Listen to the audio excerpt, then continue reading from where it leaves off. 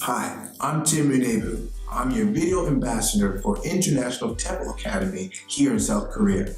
And today's video, we're going to talk about the benefits of teaching in a public school. So, here we go. I chose to go the public route because of the research I did before coming to South Korea. I knew that I would be working 8:30 to 4:30 Monday to Friday, which was big for me, as well as 18 days paid vacation, 11 sick days, and some time for emergency leave, just in case we needed it. So in a week, I teach 22 classes, and I have 3 different schools. I live in a rural area, so it's very common to have multiple schools. But the best thing about that is, for each school you get an allowance. So I have 3 to 4 classes on average per day, as well as a co-teacher that teaches next to me.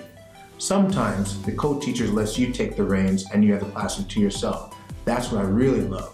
Then you can really connect with your students. My class size is, I have 3 schools. I have 2 high schools and a middle school. They actually range from 6 all the way to 25. And the ages are usually around 13 all the way to 18. So you get a wide variety of students coming there with different levels, so you have to be prepared. Lesson planning for me can be quite a bit of a task, since I have a high school and middle school. For each school, you're going to have different lesson plans because they learn from the different textbooks.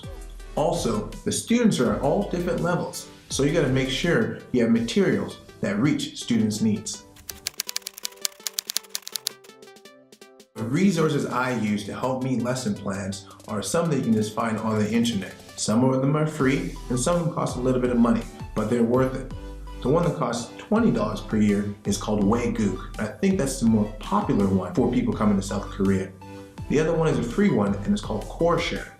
Unaegbu is really helpful because you can find all the textbooks online as well as download any materials that you'll need for your lesson plan. So, how long do I spend lesson planning? Well, it depends. On average, I spend 1 hour a day lesson planning, and it can be done at my desk during school hours. So it's perfect, I don't have to take anything home. I find teaching with a co-teacher very useful and helpful. Through my experience, I got really lucky. I was blessed with 3 good co-teachers that are able to help me connect with the students and get my message across. Some people aren't so lucky. I've heard a lot of different stories where people did not have the best co-teachers and it kind of affected their experience here in South Korea. But for myself, outside of the classroom, my co-teachers and I are very close, so my experience with my co-teacher is a positive one.